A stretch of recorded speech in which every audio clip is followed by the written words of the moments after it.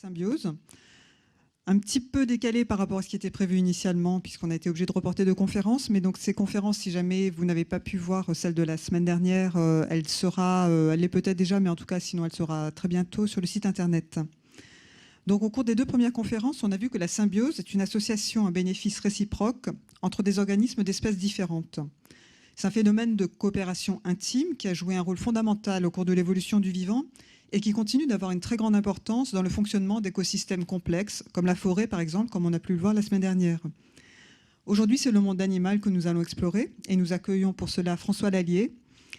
Vous êtes professeur de biologie à l'université Pierre et Marie Curie et directeur de l'unité de recherche Adaptation et diversité du milieu marin à la station biologique de Roscoff. Je vous laisse tout de suite la parole. Bonne conférence. Alors voilà, donc la première diapo est là, donc on va pouvoir commencer. Alors bon, j'étais prêt à répéter un petit peu les mêmes mots pour entamer ceci. Alors on va voir si hop, ça fonctionne. Oui, magnifique, le titre arrive. Donc la symbiose, effectivement, c'est une belle notion puisque ça veut dire vivre ensemble, surtout dans donc, son acceptation restreinte. Et donc ceux qui ont assisté à la première conférence du cycle par Marc-André Sellos ont entendu cela, c'est-à-dire que c'est une coopération entre 2 espèces différentes, et donc cette coopération est un moteur dans l'évolution de la vie, au même titre que la compétition que généralement on restreint, quand on parle de sélection naturelle, on restreint les interactions à de la compétition. Ça inclut aussi de la coopération. Alors, aujourd'hui, je vais vous parler de symbiose animale et je vais commencer mon discours un petit peu par rappeler que nous, les animaux, nous sommes des animaux et nous sommes tous des symbioses parce que donc la vie animale est impossible sans coopération. Alors, ces interactions, cette symbiose concerne beaucoup de fonctions du vivant. Ça peut concerner donc la défense, ça peut concerner la reproduction, ça peut concerner la perception ou encore la nutrition. Pour limiter mon discours, puisqu'on a 1 heure à passer ensemble, je me suis restreint donc à des exemples d'associations qui concernent la nutrition, et je me suis restreint à 3 exemples. Le premier exemple va concerner donc des insectes qui se sont associés à des bactéries, qui se font aider de bactéries pour complémenter leur alimentation. On va revoir ça en détail ensuite. Le deuxième exemple, on ira donc dans des eaux de surface, des eaux peu profondes. Ça va concerner donc des coraux qui sont devenus phototrophes en s'associant avec des algues. Donc phototrophes, c'est-à-dire qu'ils se nourrissent à partir de la lumière, qui font de la photosynthèse. Et puis, pour terminer, on descendra donc dans les abysses, où il y a des animaux qui s'associent avec d'autres types de bactéries qui, elles, n'utilisent pas l'énergie de la lumière, mais l'énergie chimique qui règne dans certains endroits au fond des mers. Donc des vers et des coquillages qui vont fonctionner grâce au sulfure. Alors je vais commencer avec une petite diapo qui montre une cellule eucaryote. Une cellule eucaryote, nous sommes des eucaryotes, c'est les cellules qui ont un noyau à l'intérieur de la cellule. Et donc les animaux sont des eucaryotes, et tous les animaux sont limités dans leur nutrition parce qu'ils n'ont qu'un seul type de régime nutritif, qui est ce qu'on appelle le régime hétérotrophe. Qu'est-ce que ça veut dire? Ça veut dire qu'ils ne peuvent vivre qu'à partir de carbone organique, donc des molécules telles que les sucres, les lipides et les protéines. Pour tirer de l'énergie de ces molécules-là, ils ont besoin d'oxygène, métabolisme aérobie, donc besoin d'oxygène, et les organites qui réalisent ce métabolisme s'appellent des mitochondries. Et ces mitochondries, qui sont donc un petit compartiment particulier de la cellule eucaryote, de toutes nos cellules, sont en fait le fruit d'une symbiose. C'est le fruit d'une symbiose avec des bactéries, des alpha-protéobactéries, symbiose qui a dû avoir lieu il y a quelques 1 à 2 milliards d'années. Et donc, tous les animaux, de ce fait-là, sont des symbioses. Alors, je vais revenir à ma première image pour illustrer quelques aspects. Donc, sur cette image, on voit une symbiose. Et donc, les gens, la plupart du temps, quand on pense symbiose, on pense à ce type de symbiose, c'est-à-dire entre 2 je dirais, entre deux animaux ou entre un animal et un végétal. Par exemple, ici, la symbiose entre l'anémone et le poisson clown. Alors, le poisson clown a effectivement des adaptations spécifiques qui lui permettent de ne pas être attaqué par l'anémone.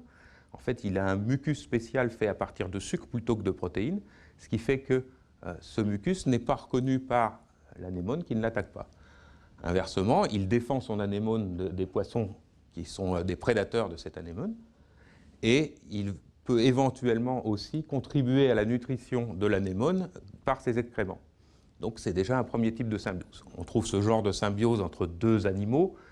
Les exemples classiques, c'est les insectes pollinisateurs, ou bien c'est les oiseaux pique-bœufs qui rentrent, certains oiseaux qui rentrent dans la gueule des crocodiles sans se faire attaquer, des crevettes nettoyeuses, etc. C'est l'idée générale qu'on a sur cette symbiose. Sur cette même image, il y a un deuxième type de symbiose qui devrait apparaître là, voilà. C'est celle que la plupart des animaux, et notamment tous les vertébrés, ont dans leur système digestif une flore intestinale, donc un ensemble de bactéries qui vont les aider à digérer certaines molécules. Alors, les poissons clowns, y compris, ont des bactéries digestives. Nous avons des bactéries digestives dans notre tube digestif. Les exemples les plus flagrants sont les exemples, par exemple, des ruminants ou des termites qui ont une flore très particulière de micro-organismes capables de digérer la cellulose. Et puis il y a une troisième là, qui est apparue en bas ici. C'est dans cette même image ici, c'est la couleur de l'anémone en fait vient du fait qu'elle abrite des algues à l'intérieur de ses tissus. Et donc ces symbioses-là, qui sont des endosymbioses, c'est-à-dire des symbioses à l'intérieur même des cellules de l'organisme, sont nettement moins visibles. Et c'est sur ces symbioses-là que je vais m'attarder ici. Alors, ces symbioses sont nécessaires parce que donc, tous les animaux donc, ont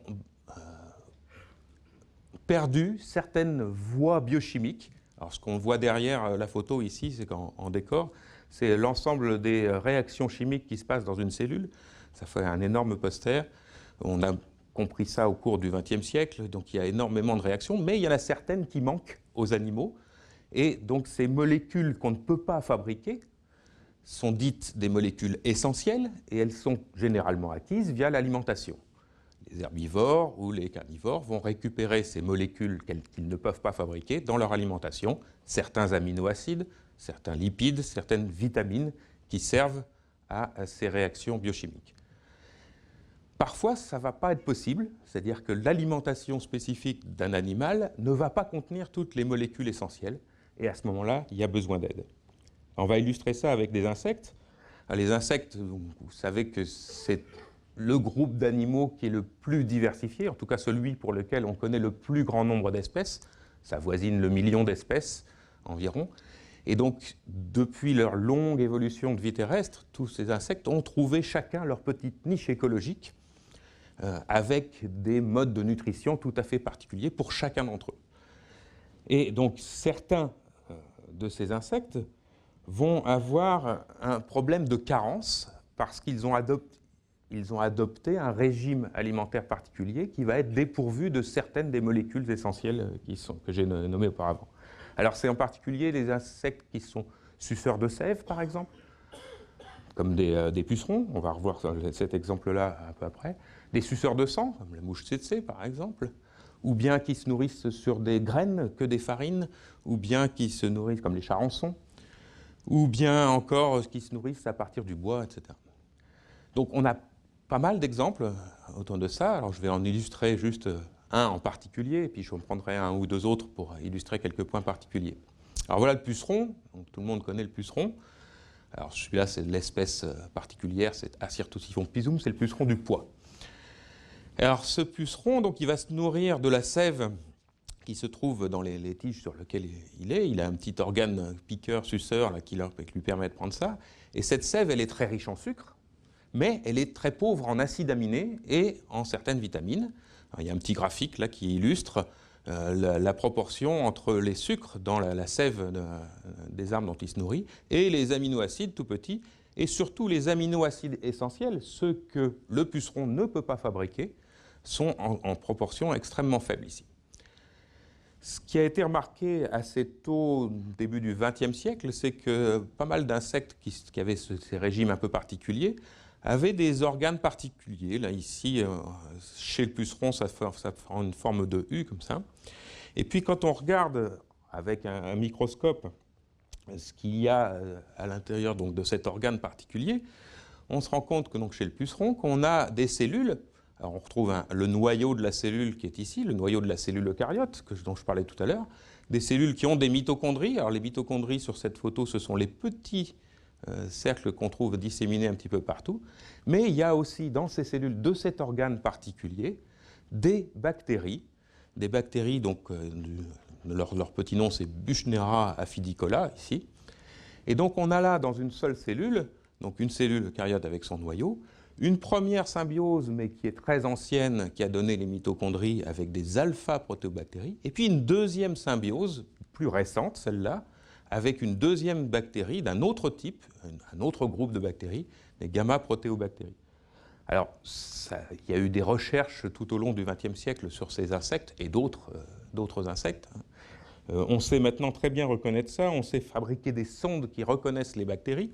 Et si on applique ce type de sonde, là, on voit très bien que ces bactéries Buchnera, elles ne sont pas réparties comme les mitochondries dans l'ensemble de l'animal, mais uniquement dans l'organe en U que je vous montrais juste avant. Quand on met cette sonde qui reconnaît les bactéries Buchnera uniquement, on les repère extrêmement bien ici. Quand on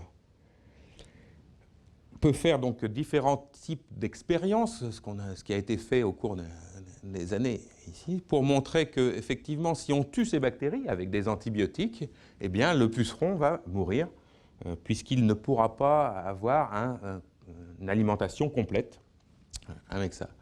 Et puis, on a montré, donc ça a pris du temps pour bien savoir exactement ce qui venait, quels sont les acides aminés qui venaient de la bactérie, qui étaient faits par la bactérie. Donc voilà toute la série ici, l'arginine, l'isoleucine, la leucine, etc.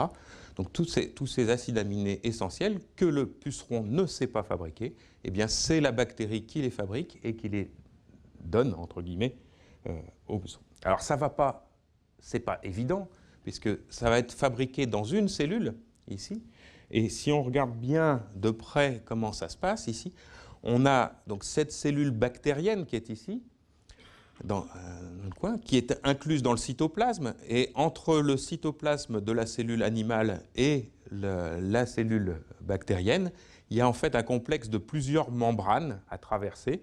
Alors, il y a une membrane faite par l'animal qui va englober chacune de ces bactéries, une membrane du symbiosome ici, et puis il y a encore une paroi bactérienne, et puis il y a encore une membrane de la bactérie elle-même, etc.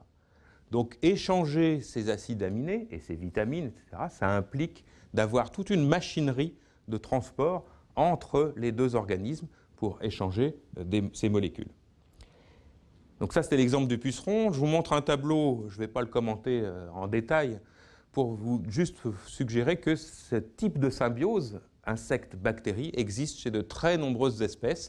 Donc voilà les différentes familles, donc depuis le cafard et les termites ici, les punaises, les cicadelles, les cigales, donc les pucerons qu'on a vus juste avant, les psylles, des mouches blanches, des cochenilles, donc tous ces insectes-là qui donc, généralement ont aussi apportent des nuisances dans l'agriculture, etc. Donc ils ont été étudiés plus particulièrement à cause de ça.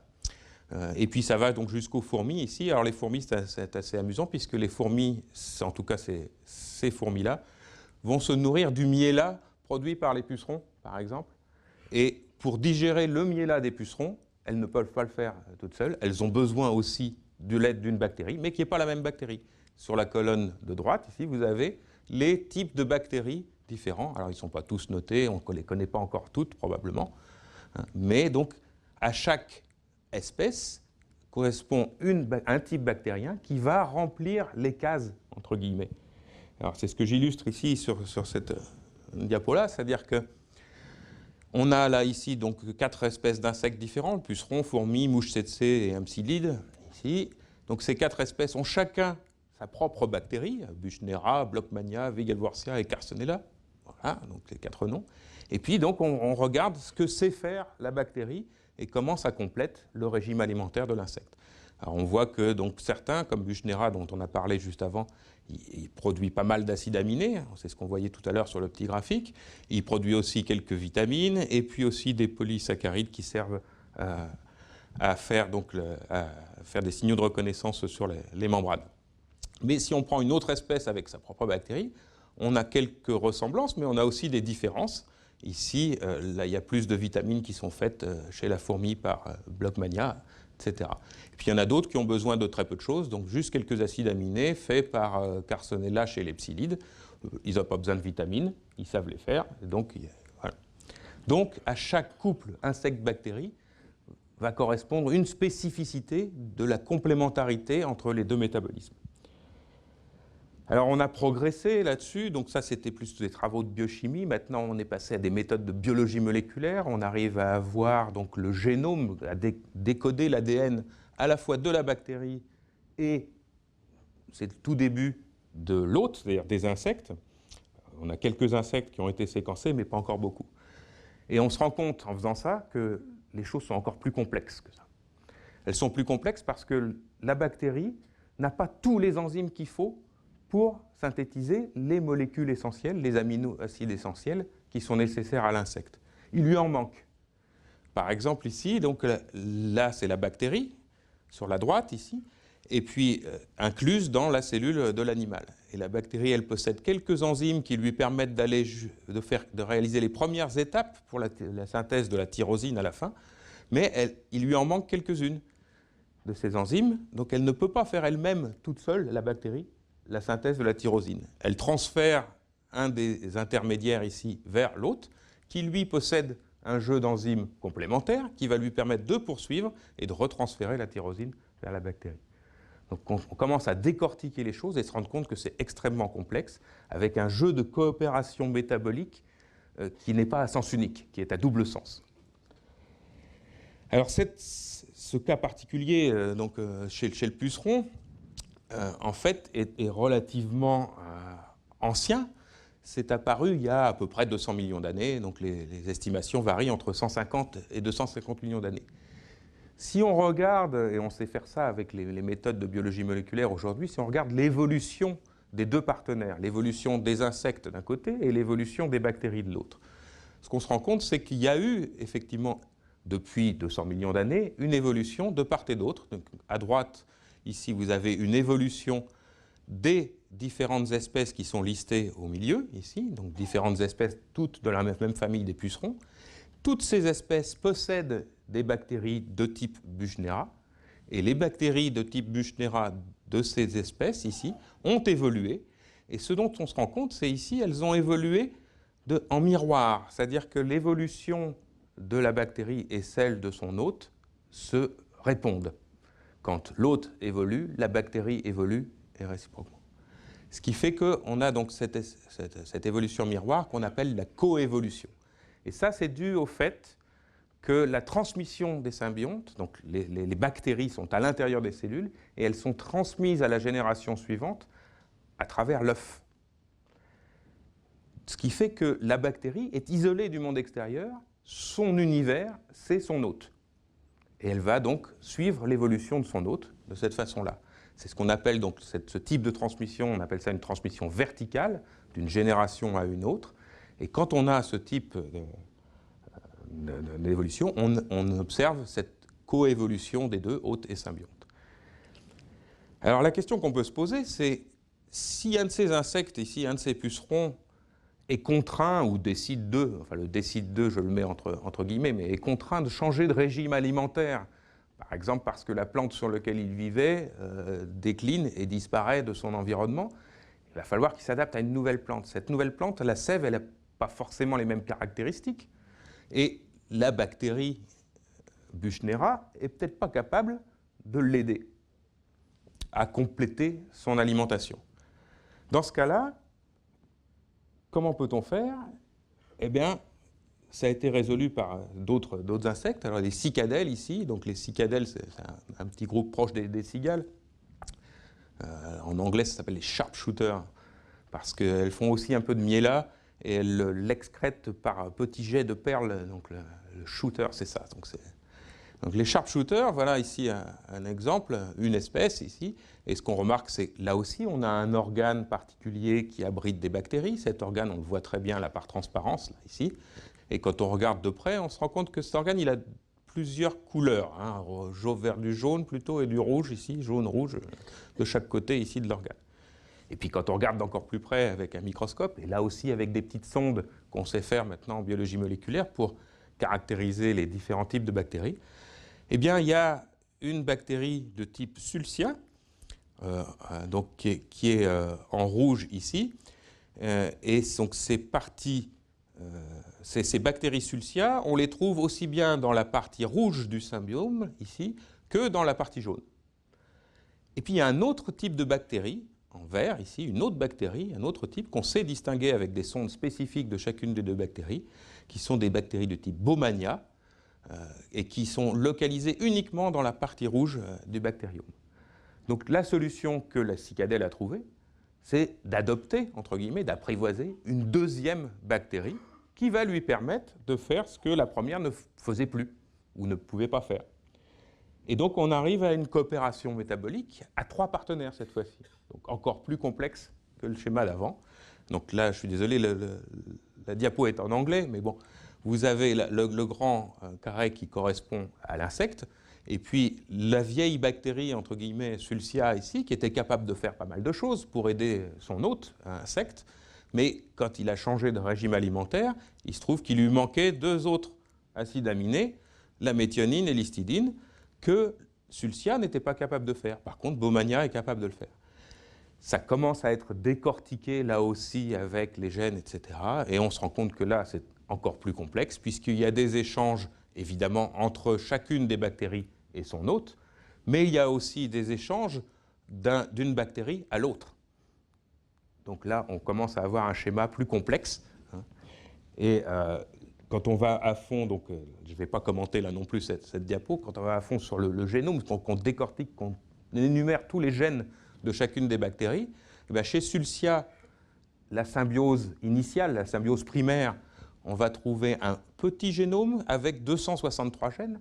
Ça veut dire qu'au cours de l'évolution, il y a eu des pertes de gènes et on n'a gardé que les gènes essentiels. Et la deuxième bactérie, qui est plus récente, qui est arrivée de façon plus récente, ben elle a encore un peu plus de gènes, elle a 651 gènes encore, et en particulier les gènes capables de suppléer à ceux qui manquent chez Sulcia. Alors c'est quelque chose d'assez général qu'on observe chez ces symbioses d'insectes, c'est-à-dire que quand on prend dans la bactérie une bactérie, je dirais, proche dans l'évolution, dans le même groupe que les symbiontes, si c'est une bactérie libre, on va avoir un très grand génome pour une bactérie, c'est-à-dire à peu près dans les 4000 gènes environ.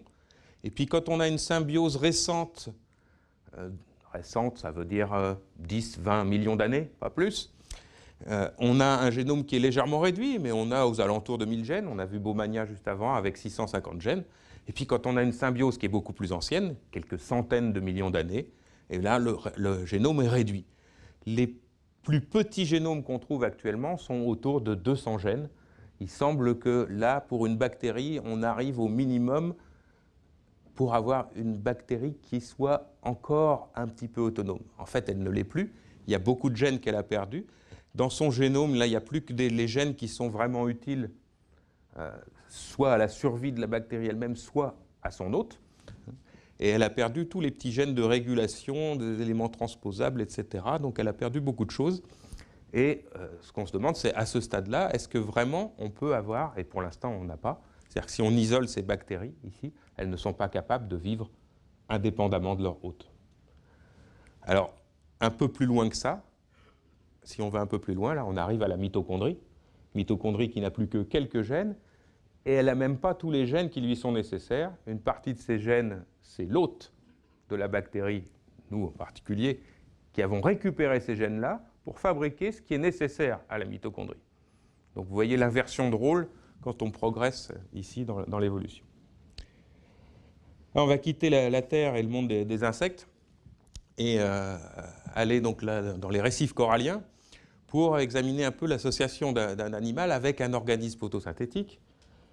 Alors ces organismes photosynthétiques, des unicellulaires, qui peuvent être soit des bactéries, il y a un groupe qui s'appelle les cyanobactéries, qui sont capables de faire la photosynthèse, c'est eux qui l'ont, entre guillemets, inventé il y a à peu près, là aussi, 2 milliards d'années. Et puis, il y a pas mal d'algues, donc d'organismes eucaryotes, des cellules à noyaux, qui ont récupéré ces cyanobactéries pour en faire des plastes et pour pouvoir faire de la photosynthèse. Et puis, à leur tour, il y a des animaux qui ont récupéré soit les bactéries, soit les algues pour pouvoir réaliser de la photosynthèse. Donc ça,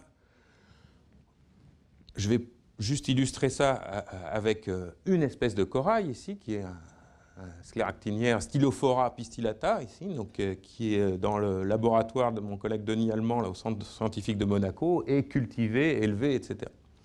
Donc là, la colonie qu'on voit au départ, donc ça c'est ce qu'on observe au milieu, on voit les petits points qui sont là, chacun de ces petits points est un individu de la colonie, c'est-à-dire un polype.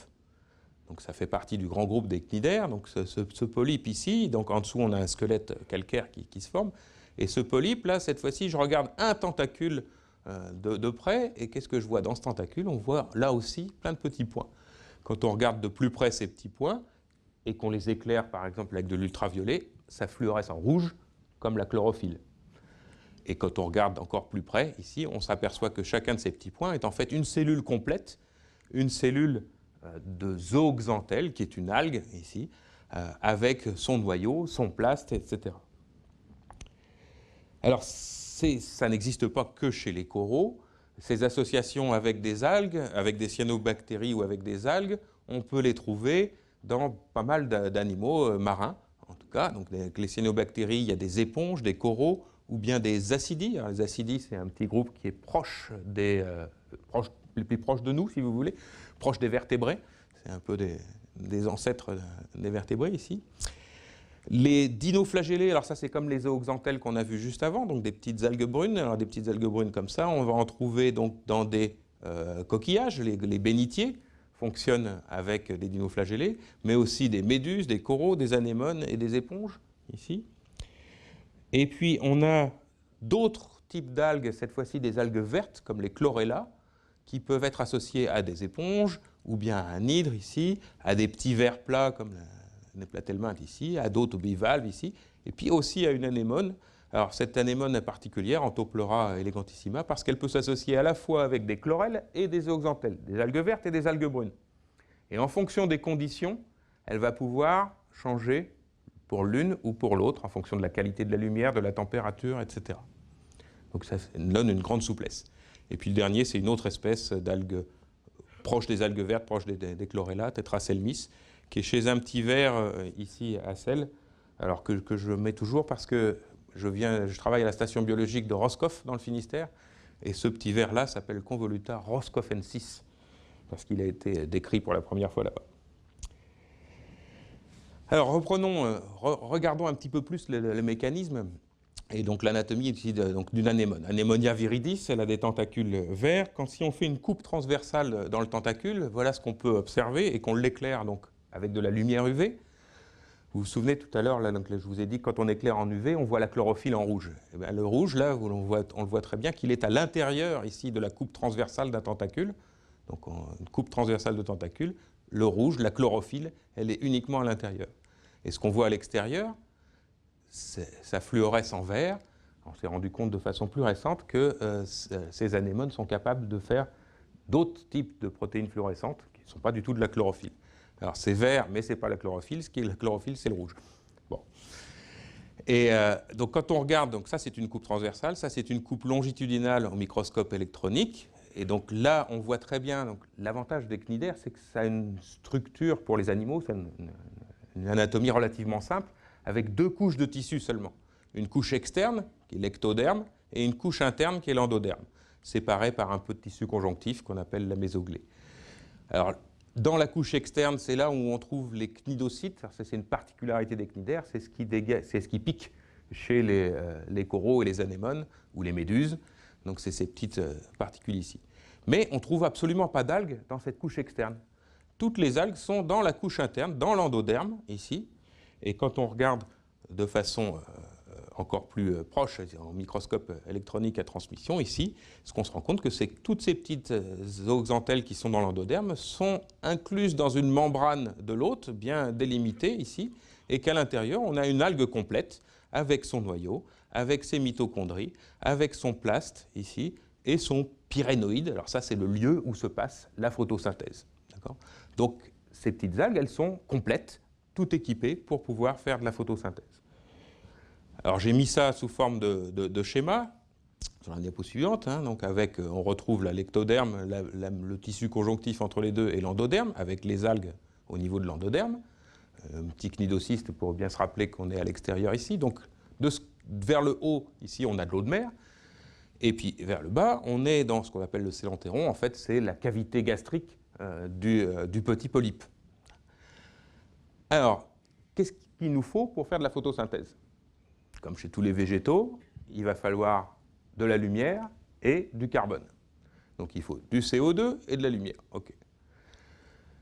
Ce que va faire, une fois que donc, on va avoir les deux éléments qui vont arriver jusqu'à l'algue, on va avoir donc photosynthèse qui se fait, et donc du carbone organique, des sucres qui vont être produits par l'algue, des sucres et d'autres molécules, et ces molécules vont être redistribuées pour une petite part pour le propre métabolisme de l'algue, mais pour la plus grosse part vers le cnidaire, vers le corail, vers le polype, qui va se nourrir à partir de ça.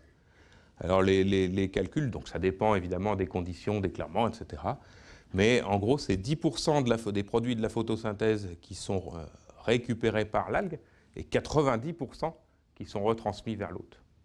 Donc le polype, le corail, il fait travailler ces algues de façon absolument intensive à son propre bénéfice.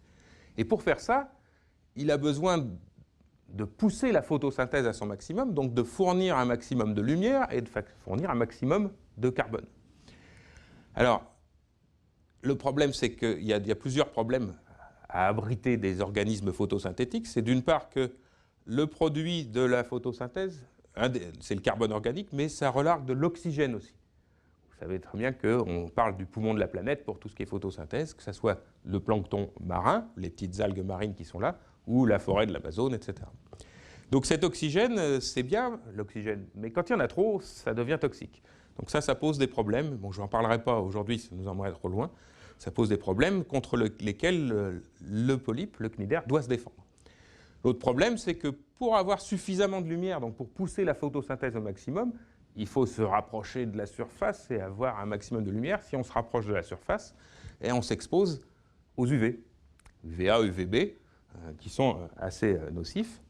Et puis le deuxième point, donc il y a ça qu'il va falloir, donc je vais en parler un petit peu.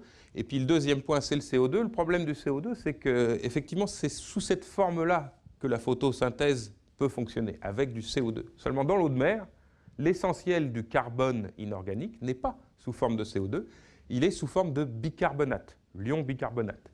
Il y a un équilibre chimique entre les deux, mais l'essentiel est sous forme de bicarbonate, donc il va falloir trouver un mécanisme pour transformer ça et l'amener à la photosynthèse. Alors je vais vous montrer ça sur ce diagramme, ça reprend exactement l'organisation du diagramme d'avant.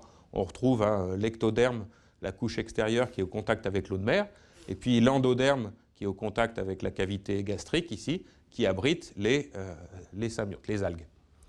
Alors ce qui se passe, c'est qu'il y a tout un tas de petites machines qui vont servir ici à amener du CO2 à l'intérieur de la cellule. Alors ça commence ici en faisant sortir des protons. En faisant sortir des protons de l'animal, on va faire une réaction chimique juste au contact de l'ectoderme, juste sur la petite couche qui borde l'ectoderme, une réaction chimique avec le bicarbonate. On peut accélérer ça avec des enzymes. Alors, ces enzymes AC, c'est pour anhydrase carbonique. Mais donc c'est une enzyme qui va accélérer la transformation en CO2. Quand le CO2 s'accumule au contact de la peau, il va rentrer par diffusion. Le CO2, c'est une molécule neutre qui traverse les membranes. Et puis à l'intérieur, on va avoir une autre anhydrase carbonique encore, qui va retransformer ça en bicarbonate. Pourquoi? Parce que si on laisse le CO2 s'accumuler, eh ben, il ne va plus rentrer. Si on le transforme en bicarbonate, on maintient la force qui fait rentrer le CO2. Il continue à rentrer, etc. Donc ça, c'est une machine, c'est une pompe à CO2 à augmenter donc, la quantité de CO2 Alors le CO2, il est sous forme de bicarbonate, mais à l'intérieur de l'animal maintenant. Et puis il y a d'autres petites protéines, je passe là-dessus, qui vont l'amener ici à travers les différentes couches cellulaires pour l'amener au contact de l'algue. Mais je vous ai dit que la photosynthèse, ça marchait que au CO2. Donc il faut encore une autre anhydrase carbonique ici pour retransformer ce bicarbonate en CO2 pour que la photosynthèse ait lieu. Bon, je passe ici sur la suite. Le résultat, c'est qu'on a donc des variations de pH ici entre les deux à cause de cette première étape d'excrétion de protons et de cette dernière étape. Je vais revenir un petit peu en détail, je vais faire un petit coup de zoom sur ce qui se passe au niveau de l'algue et vous montrer donc les dernières recherches sur cette chose-là. Donc là, on est dans une cellule d'endoderme avec une algue, donc c'est un schéma hein, évidemment, et ça vous montre ici le nombre d'enzymes différentes, toutes anhydrases carboniques ici, donc toute la même fonction de transformer le bicarbonate en CO2 ou le CO2 en bicarbonate. Mais c'est plein de types différents. Et le but du jeu, c'est d'amener ici au contact de l'algue qui est dans son symbiosome, donc à l'intérieur d'une membrane de l'autre, d'amener le maximum de CO2 à l'intérieur de ça. Jusque-là, j'ai parlé que de l'hôte. Pour l'instant, c'est l'hôte qui fait tout le travail. Mais en fait, ce n'est pas vrai. On s'est rendu compte que ici, l'algue aussi fait du travail, c'est-à-dire qu'elle a le même mécanisme que l'hôte pour récupérer du CO2 dans l'eau de mer, ici, c'est-à-dire qu'elle va excréter des protons dans la petite vacuole qui est ici pour augmenter l'apport en CO2. Donc elle participe à l'apport au CO2 ici. Et ce qui est très amusant, c'est que, donc ça c'est une thèse qui n'a pas encore été soutenue, là, donc, qui a travaillé là-dessus, et qui a montré que cette petite enzyme-là qui se trouve que l'on peut montrer, donc qu'on peut démontrer lorsque l'algue est dans le corail, quand on cultive l'algue en dehors du corail, et c'est possible, eh bien, on n'a pas ce mécanisme-là. Rappelez-vous que l'algue, elle n'a pas besoin finalement de faire tant de photosynthèse que ça. 10% de la photosynthèse qu'on lui force à faire quand elle est en symbiose ici, lui suffit pour vivre. Donc elle n'a pas besoin de ces mécanismes d'accumulation de CO2, alors que quand elle est en symbiose, l'hôte induit sans doute, pousse la photosynthèse un peu plus loin. Alors sur les coraux, l'autre point dont je voulais parler, c'est aussi donc, les UV, les UVA et les UVB. Et donc là, je cite une phrase de Paul Portier, qui a été au début du XXe siècle, un de ceux qui a étudié le plus les coraux. Donc dans un ouvrage Physiologie de milieu marin, il note « Un soleil ardent brille sur la mer calme grâce à la parfaite transparence de l'eau. Nous pouvons suivre des coraux en fleurs. » Et le problème, c'est que ces deux aspects-là, ça veut dire qu'il y a beaucoup d'exposition aux UV. Et on peut se poser la question de savoir pourquoi les coraux n'attrapent pas de coups de soleil. L'exposition, elle est massive. On l'a calculé que sur un platier comme celui de la Grande Barrière de Corail, là, la photo vient de là, hein, ici, les coraux récupèrent à peu près 30 fois la dose d'ultraviolet qui peut provoquer des coups de soleil chez l'homme. 30 fois plus, hein, et tous les jours, évidemment, comme ça. Alors, ce qui a été remarqué ici, c'est que quand on prend un extrait de tissu et puis qu'on regarde l'absorption de ce tissu en fonction des longueurs d'onde de la lumière. Alors, vous savez que les ultraviolets, c'est dans les longueurs d'onde courtes, aux alentours des 300 ici. Donc là, on est dans les ultraviolets. Et on a effectivement des substances dans le corail qui absorbent à ces longueurs d'onde-là, même quand ils sont à l'ombre, mais ce pic augmente nettement quand on met le corail en plein soleil. Ce qui veut dire que le corail produit des substances qui le protègent, qui vont absorber les UV, donc qui le protègent des UV, de la crème solaire. D'accord ? Alors ça a été travaillé un petit peu plus, on a regardé dans le détail à quoi correspondait, qu'est-ce qu'il y avait dans ce pic-là, on a trouvé des molécules. Alors c'est une série de molécules protectives qui étaient connues par ailleurs et qu'on appelle en anglais les mycosporine-like aminoacides, donc des acides aminés de type mycosporine. Alors, le myco rappelle des champignons parce qu'on a des molécules qui ressemblent à ça dans les champignons. En mode abrégé, ça donne les MAA. Les MAA donc procurent un filtre efficace à large bande qui couvre largement donc l'ensemble de la zone qui protège donc contre les UVA et les UVB. Alors, ce qui est intéressant, quand on va un peu plus dans le détail des choses, c'est que quand on prend une colonie entière du corail, la Stylophora pistillata, on dénombre 10 MAA différents qui vont fournir la couverture totale. Mais ces 10 MAA, quand on regarde ce qu'est capable de faire l'algue, elle n'est capable d'en faire que 4. Je vous épargne les noms des produits en question, donc on les retrouve sur des pics ici. Et par contre, quand on prend les zooxanthelles, comme tout à l'heure, et qu'on les met en culture, donc isolées du corail, c'est encore pire. Elles sont capables, alors c'est même pas 4, elles sont capables d'en faire que 2. Alors d'où viennent les 8 ou 6 ou 8 autres qui sont ici? Eh bien en fait, là aussi, il y a une coopération entre l'hôte et le symbionte, entre le corail et l'algue, et la question était là. Donc la coopération, en fait, ça vient de... L'algue est capable de faire des MAA primaires, donc de faire le début de la synthèse. On retrouve les 4 qu'est capable de faire l'algue. Et puis elle les transfère vers l'hôte. Et l'hôte, à partir de ces précurseurs, que l'hôte ne sait pas synthétiser, il ne sait pas faire le début, mais par contre, à partir de ces précurseurs-là, il en invente d'autres. Et il en rajoute 5 ou 6 autres ici.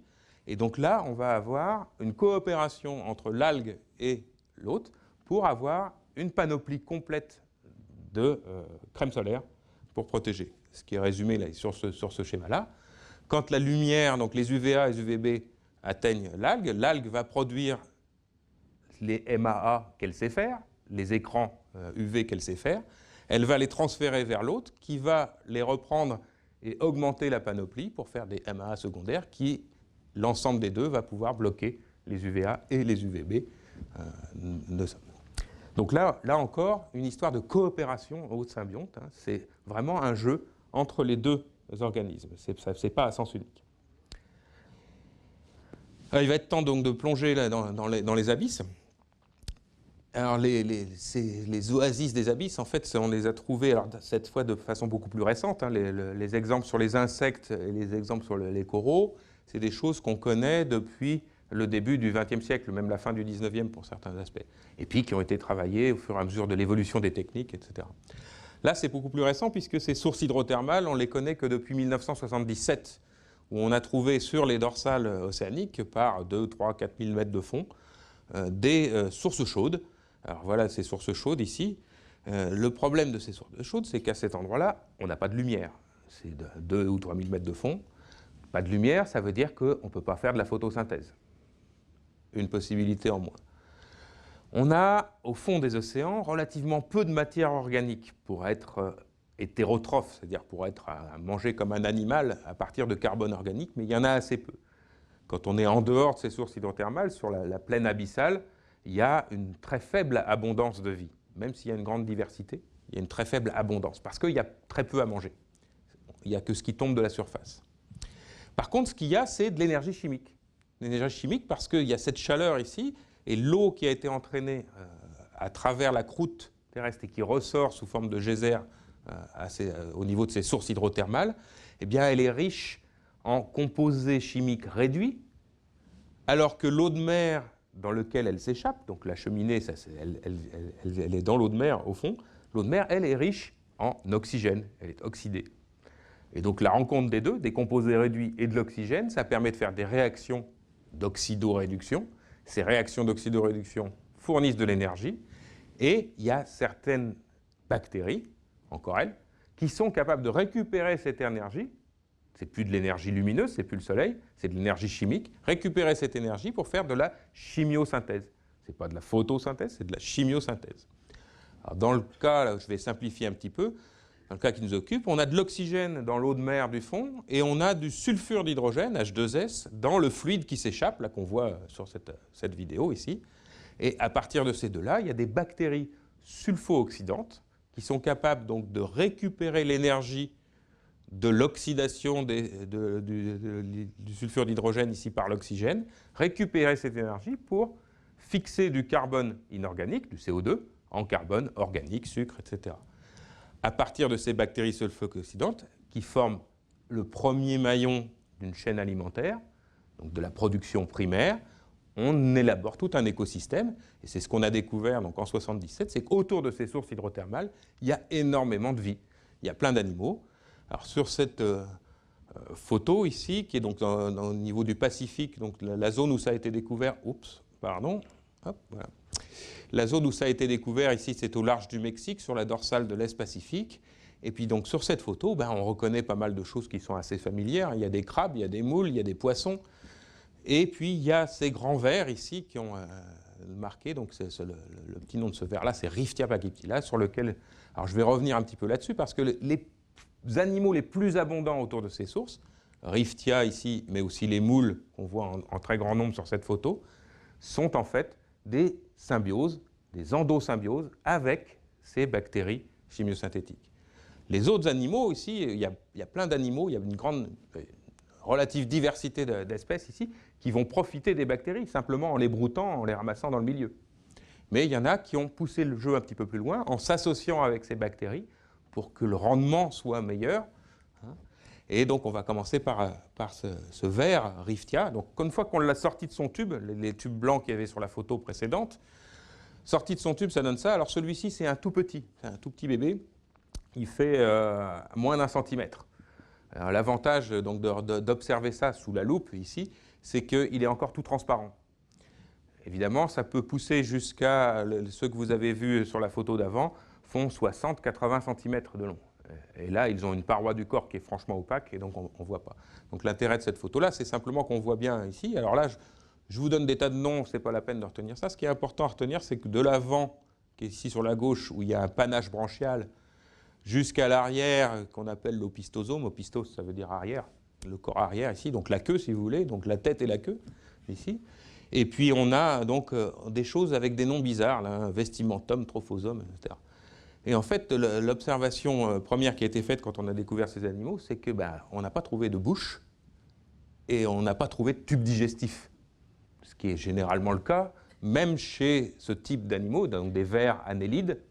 Les vers annélides qu'on a sur nos côtes, la rénicole, ont une bouche, un tube digestif et un anus à l'autre bout. Les Riftia, ils n'ont pas ça. Alors, ce qui peut servir de bouche d'entrée, c'est plutôt vers l'avant qu'on va le chercher. Et en fait, la seule interface que ces animaux ont avec leur environnement, avec l'eau qui les entoure, ça va être la surface branchiale, la branchie.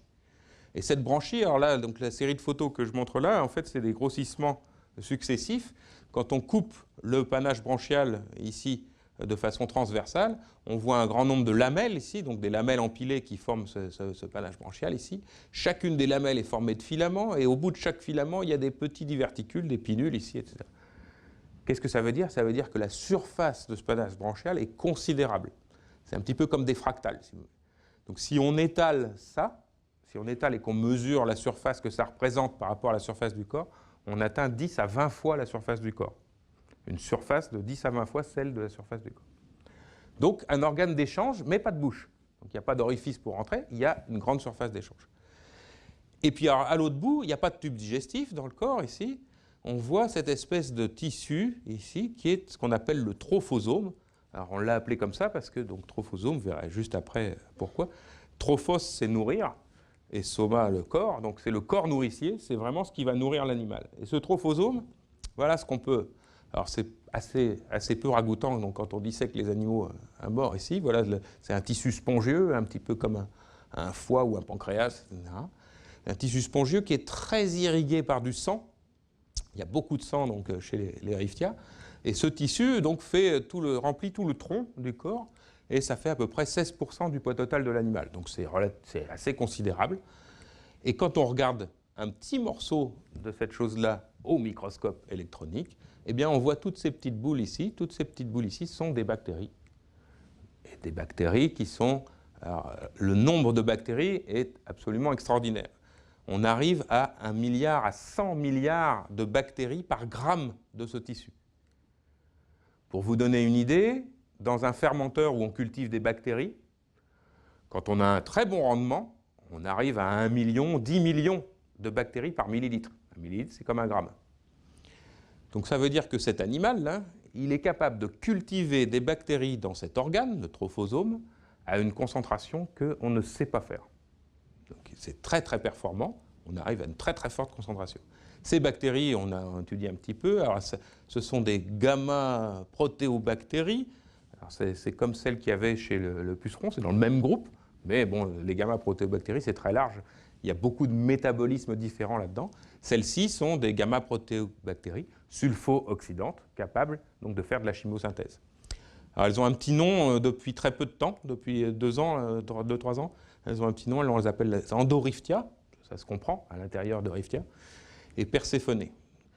Alors, si vous vous en rappelez à la fin, vous pourrez me poser la question pour savoir pourquoi elles s'appellent Perséphone. Alors, je reviens à mon petit verre ici. Vous voyez, c'est une vidéo, il était encore bien vivant quand on les remonte du fond. Donc on a d'un côté le panache branchial, de l'autre le trophosome avec les bactéries. De quoi nos bactéries ont besoin pour faire de la chimiosynthèse? Elles ont besoin de sulfure d'hydrogène et d'oxygène. Donc l'oxydation des deux va fournir de l'énergie qui va permettre de fixer le carbone inorganique, le CO2, en carbone organique qui va être libéré vers le verre. On retrouve un petit peu le même schéma que chez les coraux. Ce n'est pas de la photosynthèse, c'est de la chimiosynthèse. Et donc le problème de l'hôte, ça va être le même problème que le corail un peu. Ça va être de se procurer tout ça, tout ce dont la bactérie a besoin, dans l'eau de mer. Mais vous avez remarqué que les bactéries, elles sont à l'intérieur du corps, dans un organe qui est interne. Donc elles ne sont pas du tout en contact avec le milieu. Donc c'est effectivement à l'hôte, à travers son panache branchial, de l'autre côté, à récupérer dans l'eau le sulfure d'hydrogène, l'oxygène et le CO2, et à amener tout ça vers le trophosome, là où sont les bactéries, pour qu'elles puissent faire leur chimiosynthèse, etc. Alors, ça a un petit problème. Donc là, ce n'est pas les UV qui vont gêner. On est au fond de la mer. Okay, mais c'est le H2S. Le H2S, le sulfure d'hydrogène, c'est un poison toxique. C'est un poison toxique pour le métabolisme aérobie. Je reviens au tout début de mon exposé. Le métabolisme aérobie, c'est ce qui nous fait vivre. On est des hétérotrophes. Le carbone organique qui est là, le verre, il s'en sert en l'oxydant avec de l'oxygène, ici. Et les enzymes qui servent à faire ça, elles sont complètement empoisonnées par le sulfure d'hydrogène. Donc là, on se retrouve avec un paradoxe. Donc le verre doit amener un poison à travers tout son corps, ici, jusqu'aux bactéries, pour pouvoir vivre. Donc il a fallu trouver effectivement des moyens. Alors, le schéma suivant est un petit peu complexe, mais je vais essayer de... On ne va pas regarder ce qu'il y a en bas, ici. Ce qu'il y a en bas, c'est ce qu'il y a dans les bactéries. On ne va pas regarder ça, c'est trop détaillé, etc. On va regarder ce qu'il y a en haut, et ça va nous rappeler un peu ce qu'il y avait dans le corail. Alors à gauche, on retrouve notre verre avec son panache branchial en haut, ici, et puis en bas, donc le tronc avec... ici, j'ai fait des petits zooms pour voir les bactéries en bas, le panache branchial en haut. Donc, pour le CO2, on va avoir un petit peu le même problème que pour les coraux. Il va falloir faire rentrer du CO2. Alors, c'est un peu plus facile quand on est auprès des sources hydrothermales parce que le pH de l'eau de mer, il n'est pas de 8. On est près des sources. Les sources sont très acides. Le pH, il est à 6. En plus, le fluide qui sort des cheminées, la fumée que vous avez vue tout à l'heure, elle est très riche en CO2. Donc, en fait, dans le CO2, il y en a plein dans l'eau. Donc, on n'a plus besoin de concentrer à l'extérieur. On a déjà plein de CO2 qui va rentrer dans l'animal, mais on a besoin de le transformer en bicarbonate à l'intérieur pour que le CO2 continue à rentrer. Le même principe de pompe à CO2. Donc c'est ce qu'on appelle une convergence en évolution. On a le même problème, c'est-à-dire faire rentrer du CO2 chez un animal, ce qui n'est pas courant. Tous les animaux excrètent du CO2. Ces animaux-là, le corail et le ver riftia, ont besoin de faire rentrer du CO2 pour alimenter leur symbionte. Donc ils ont trouvé des astuces avec ces anhydrases carboniques ici pour faire rentrer.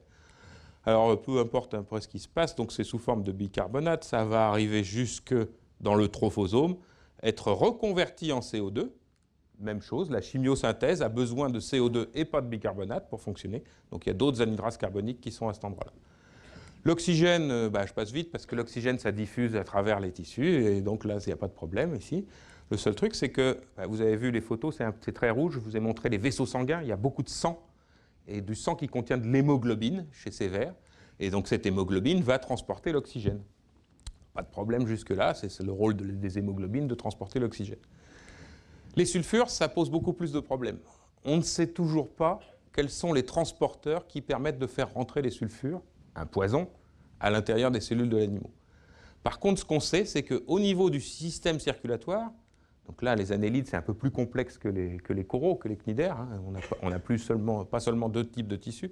On a donc tout un complexe ici, avec un système circulatoire, même comme nous, avec donc un cœur des vaisseaux, etc., rempli d'hémoglobine.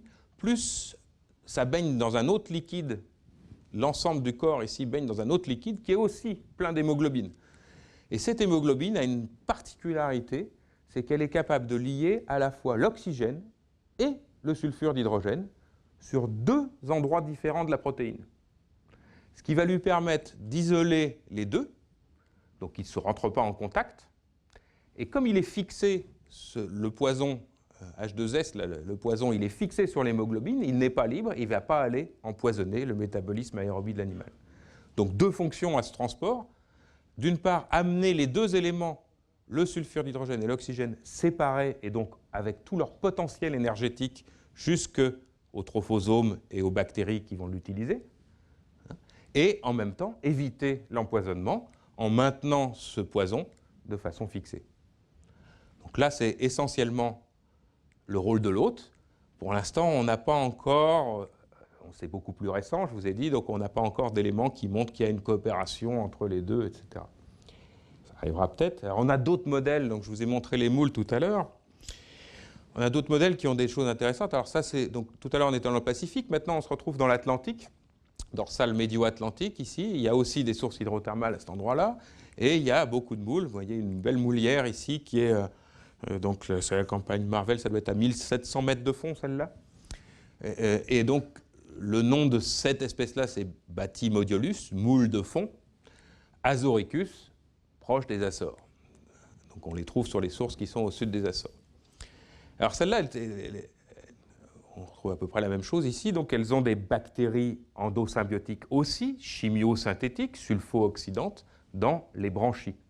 Donc je vais passer un peu sur le mécanisme, ça revient un petit peu au même.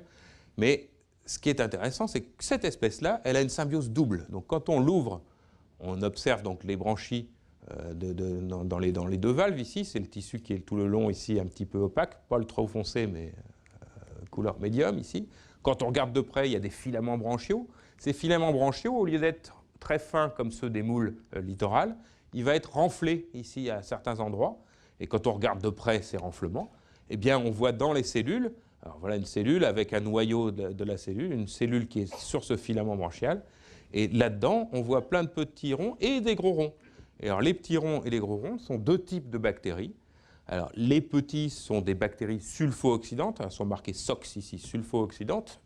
Donc, les mêmes, enfin, pas les mêmes, mais du même type, gamma-protéobactéries sulfo-oxydantes, même type que celle de Riftia. Mais il y a un autre type, donc des grosses bactéries ici, qui sont des méthanotrophes. Alors celles-ci sont capables de tirer leur énergie, non pas de l'oxydation des sulfures, mais de la transformation du méthane comme source de carbone en sucre, etc. Et donc dans cet endroit, ici aux Açores, où il y a à la fois des sulfures d'hydrogène qui sortent des cheminées hydrothermales, mais aussi du méthane, eh bien les moules de cet endroit-là sont capables de s'associer avec deux types de symbiontes pour tirer parti des deux sources d'énergie possibles. Alors, ce qu'on est en train de travailler actuellement, c'est de savoir si on a toujours le même taux, c'est-à-dire que si on fait varier l'environnement de la moule, est-ce qu'elle va conserver les deux types de symbiontes ou est-ce que ça va bouger? Les moules le modèle moule a ceci de sympathique, c'est qu'il y a plein de moules différentes. Alors, des moules littorales, excusez-moi là aussi en anglais, des moules littorales, shallow, là c'est littoral ici. Les moules littorales, elles ne font que de la filtration. Elles filtrent l'eau pour récupérer les petites particules qui sont dedans, les manger. Les moules hydrothermales, celles que je vous ai montrées avant, elles ont gardé ça. Elles sont toujours capables de faire de la filtration. Contrairement à Riftia, elles ont encore une bouche et un tube digestif fonctionnels. Mais elles ont en plus, dans les branchies, donc les bactéries. Et puis on a donc ça c'est ce qui est en bas ici, le Batymodiolus qui est en dessous ici, le modèle final, ce que je viens de vous montrer. Et puis, il y a tous les intermédiaires. On trouve différentes espèces qui ont des bactéries associées dans leur cils, donc à l'extérieur de la cellule, mais associées ici. Puis il y en a d'autres qui commencent à leur faire des petites cavités. Donc on est encore à l'extérieur, donc de l'ectosymbiose, hein, on est encore à l'extérieur, extracellulaire symbiosis, en dehors de la cellule. Et puis on va arriver à certaines espèces qui ont des symbioses intracellulaires, etc. Donc en examinant différentes espèces comme ça, on arrive à avoir une idée de la façon dont l'endosymbiose a pu évoluer au cours du temps chez différentes espèces. Ça commence par une association externe et ça s'internalise petit à petit ici.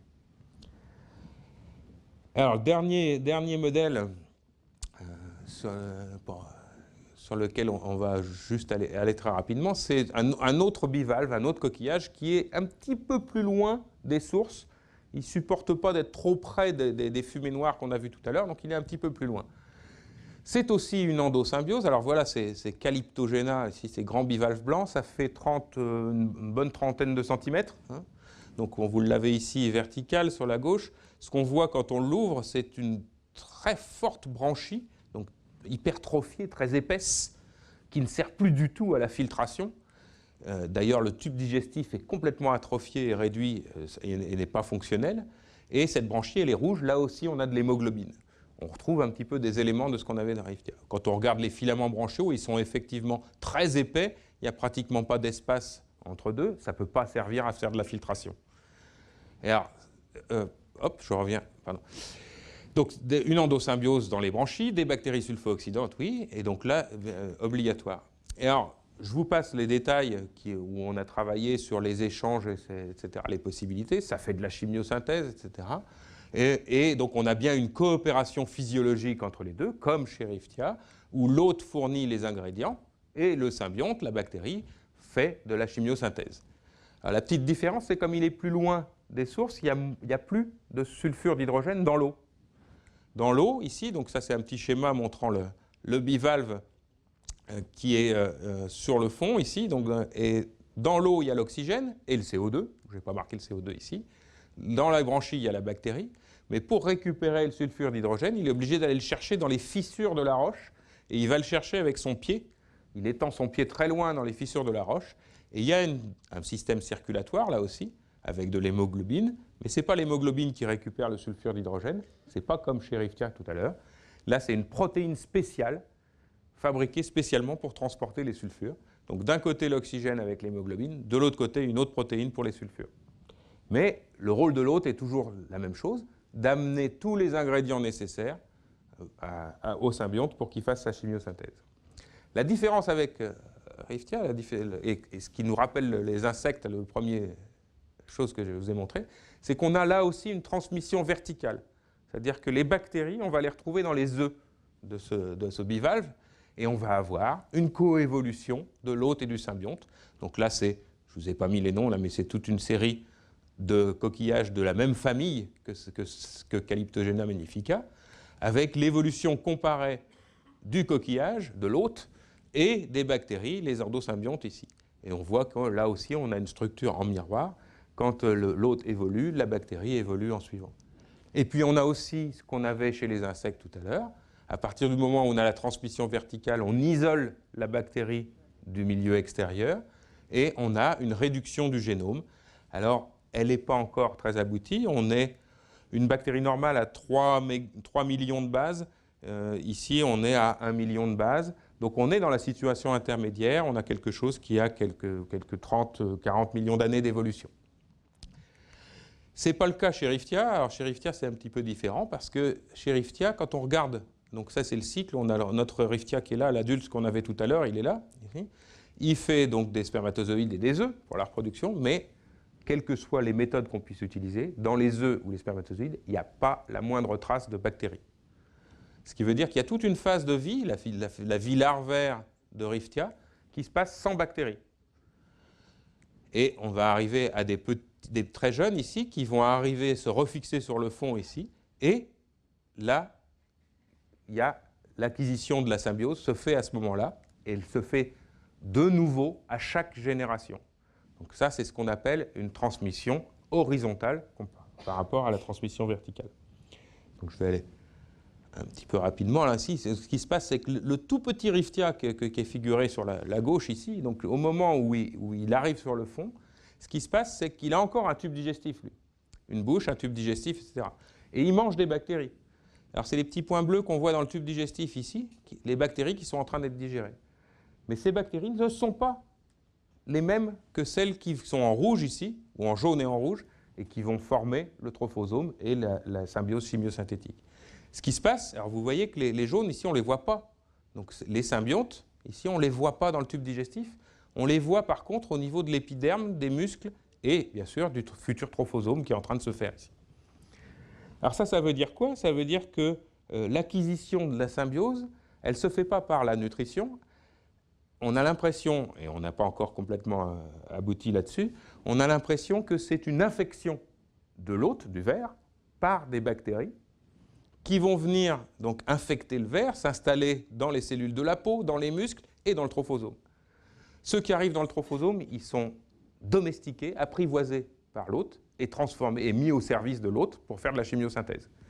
Ceux qui restent dans les muscles et l'épiderme, très rapidement, il y a ce qu'on appelle des figures d'apoptose, c'est-à-dire que les cellules vont se suicider, les cellules infectées vont se suicider, et après ça, après cette phase très jeune ici, le tube digestif va disparaître et on va avoir le riftia que je vous ai présenté tout à l'heure, sans tube digestif, sans bouche, etc., avec un trophosome, et il n'y aura plus jamais d'infection par les bactéries.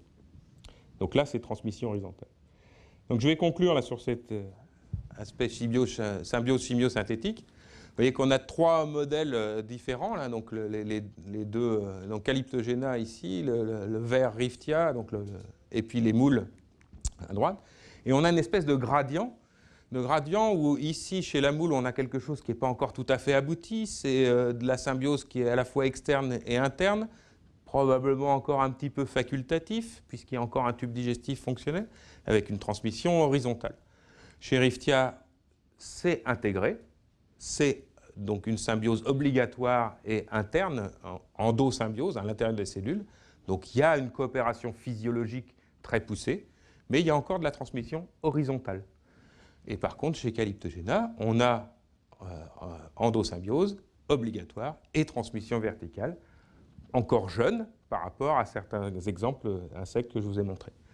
Alors ça offre des modèles intéressants, des pistes pour comprendre l'évolution de ces endosymbioses et l'évolution qui peut aller donc jusqu'aux mitochondries et aux chloroplastes qu'on trouve dans toutes nos cellules.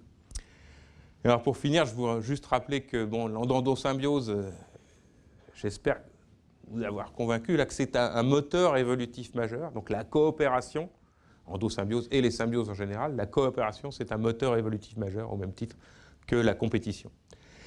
Ça permet à pas mal d'animaux d'occuper des niches écologiques, on va dire inédites ou exotiques, qui sans cette aide ils ne pourraient pas y arriver. Et la contrepartie, c'est que l'hôte animal doit fournir à ses symbiontes, à ses bactéries, le meilleur micro-environnement possible pour que ce soit mieux que la vie en liberté.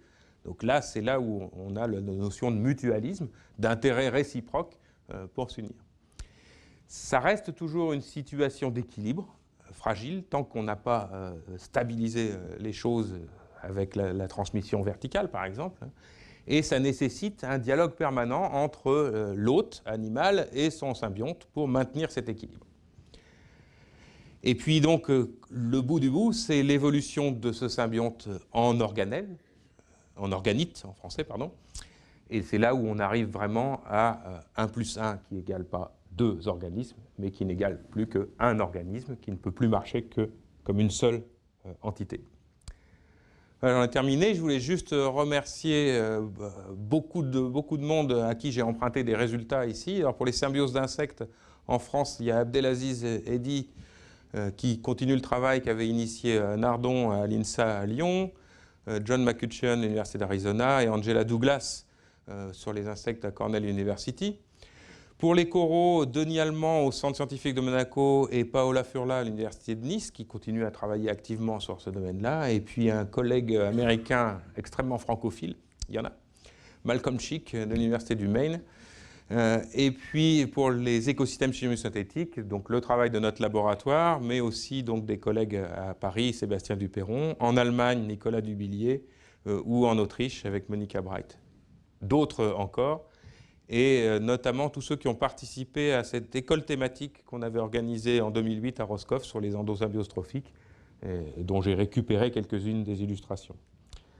Et si vous voulez aller plus loin, donc sur ce site justement de l'école thématique, vous pouvez récupérer tous les dossiers sur les endosymbioses qui est paru dans la revue Biofutur en 2009.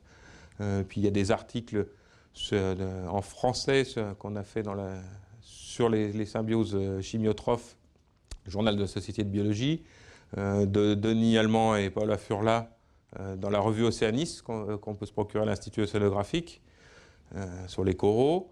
Et puis il y a tout récent ouvrage d'Angela Douglas, qui est sans doute la plus grande spécialiste au monde en ce moment sur les symbioses d'insectes, donc The Symbiotic Habit. Voilà, je vais terminer ici et je vous remercie.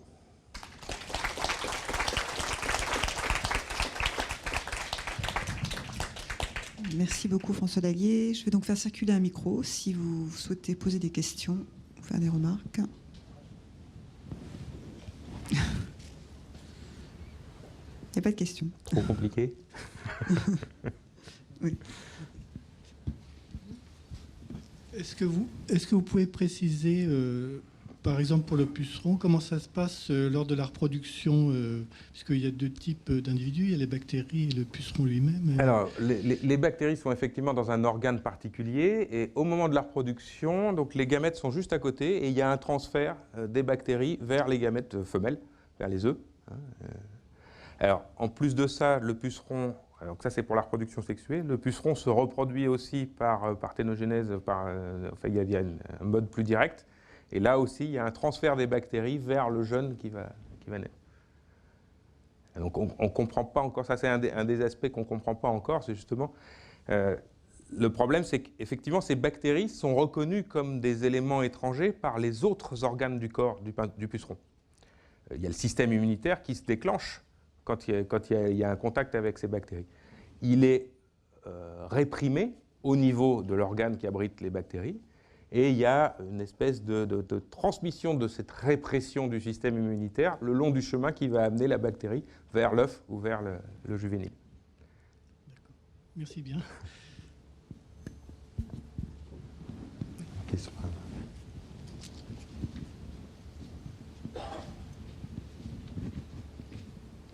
Question naïve, quand vous avez fait votre schéma sur l'évolution des moules, je vois apparaître en plein milieu un os de baleine. Qu'est-ce qu'il vient faire? Qu'est-ce que vient faire l'os de baleine? Alors ça, c'est les cadavres, les grands cadavres qui tombent sur le fond des mers. Ça constitue une source de nourriture. Je vous ai dit que l'ensemble de la plaine abyssale, c'est un désert. Mais de temps en temps, il y a des grosses choses qui tombent. Un cadavre de baleine, c'est une grosse chose qui tombe. Il y a toute une faune qui va se développer autour de ce cadavre. Alors, il y a une première faune qui sont des nécrophages qui vont débarrasser tous les muscles, etc. Et il va rester les os. Les os sont encore très riches en lipides. Et il va y avoir des bactéries spécifiques qui vont dégrader ces lipides et enrichir l'environnement autour du cadavre de baleine, du squelette de baleine, en sulfure d'hydrogène. Et sur ce sulfure d'hydrogène vont venir des bactéries chimiosynthétiques et des animaux qui abritent des bactéries chimiosynthétiques, etc. Donc on pense que ça fait ce qu'on appelle en évolution un pas japonais. En anglais, c'est stepping stone. C'est-à-dire que ça peut faire un relais pour coloniser les fonds. Parce qu'une des grandes questions sur ces sources hydrothermales et ces environnements-là particuliers, c'est qu'ils existent à un endroit particulier, et puis ensuite on va avoir des kilomètres et des kilomètres sans rien. Et pourtant, on va retrouver à 10, 100, 200 km la même espèce qui se développe. Donc on ne sait pas trop comment ça a pu être, comment c'est colonisé, je dirais, dans l'époque actuelle. Donc ça, c'est des problèmes de dispersion de larves, etc. Et comment ça a pu être colonisé en termes évolutifs, donc au cours de dizaines de millions d'années. À partir, notamment pour les moules, on sait que ça vient des moules littorales qui sont descendus, qui se sont adaptés à utiliser les ressources qu'il y a en profondeur, donc des ressources chimiosynthétiques, d'abord par de l'ectosymbiose, en particulier sur des environnements éphémères comme des bois coulés ou des cadavres de baleines. Il y a d'autres types d'environnements, là, je ne voudrais pas... Je ne sais pas si j'ai pas... En fait, les symbioses... Je l'ai après, là? Ouais. Les symbioses chimiosynthétiques, on les a découvertes ici sur les sources hydrothermales, hein, mais depuis qu'on explore un peu partout, on les a retrouvées dans beaucoup d'environnements, y compris ici, dans ce schéma-là, vous l'avez sur les eaux de baleine ici, sur du bois coulé, mais il y a des zones qu'on appelle des zones de suintement froid, où on a le même type de faune, y compris au niveau littoral. Alors il a fallu aller découvrir ça dans les profondeurs pour retrouver le même phénomène dans la vase de n'importe quel estuaire. On va avoir des organismes qui sont associés à des bactéries chimiosynthétiques pour pouvoir vivre.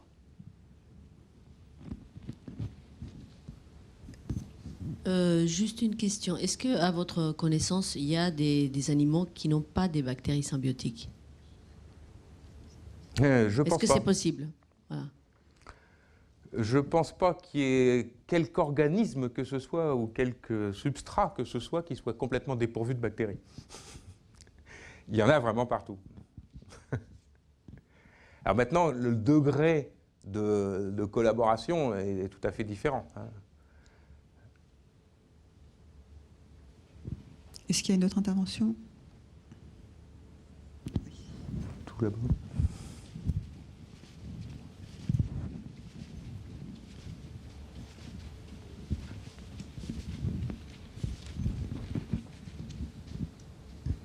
Oui, bonsoir. C'est une question sur l'hémoglobine. Est-ce que les types qu'on retrouve chez certaines bactéries, est-ce qu'on peut les utiliser chez les humains? Alors, l'hémoglobine dont j'ai parlé, ce n'est pas chez la bactérie, c'est chez le ver. Justement. C'est l'hôte. Oui. Et effectivement, alors ce n'est pas celle de ces vers-là, mais il y a de l'hémoglobine de ver qui est actuellement fait l'objet de recherches thérapeutiques. L'hémoglobine des vers est très particulière parce qu'elle ne fonctionne pas dans un globule rouge. C'est une très grosse molécule, 50 fois plus grosse que la nôtre. Avec, la nôtre a 4 globines, celle-là en a 144. Donc c'est une très grosse molécule qui est dissoute dans le sang. Alors ça a un avantage, c'est que vous savez que tous les problèmes de groupe sanguin et de transmission de maladies, souvent c'est dû, non pas à l'hémoglobine, mais à la cellule, au globule rouge. Donc si on peut se débarrasser de tous ces problèmes-là, groupe sanguin, maladies, etc., et utiliser une protéine purifiée, ça serait pas mal. Donc il y a des recherches qui vont dans ce sens-là. Pour l'instant, donc c'est un collègue qui travaillait avec moi là, qui a fondé une petite société pour explorer ça. Donc pour l'instant, on en est pas encore à un usage thérapeutique, mais il y a des applications, notamment sur de la préservation d'organes. Ça sert de tampon, c'est-à-dire que ça va délivrer l'oxygène à la bonne dose, ni trop peu. Et donc on peut utiliser ces molécules. Ouais. C'est pas les bactéries.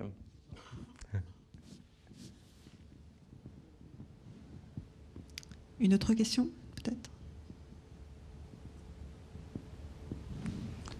Alors personne ne veut savoir pourquoi Perséphone. Ah oui, Perséphone. Bon, ben tant pis. si, moi je veux savoir. Pourquoi Perséphone? Alors pourquoi Perséphone? Faut avoir fait de la mythologie un petit peu. Je crois que je l'ai un petit peu plus loin là. Je vais passer ça. Voilà. Ah bah oui, on m'a supprimé mon image, voilà. Alors, Perséphone, parce que Perséphone, c'est la fille de Zeus et de Déméter, qui a été enlevée par Hadès, le dieu des enfers, mais qui a été sauvée par sa mère, et il y a eu un deal qui a été fait entre les deux, pour que durant le reste de sa vie, elle passe 6 mois de l'année sur Terre, et le reste de sa vie en enfer. Et alors, ce nom a été donné donc à la bactérie Driftia, parce que comme je vous ai dit, là, c'est un cas de transmission horizontale. Donc cette bactérie, elle a une partie de sa vie qui est sous forme libre et une partie de sa vie qui est sous forme symbiotique. Il ne reste plus qu'à savoir quel est le paradis et quel est l'enfer. Merci beaucoup, François Lévy.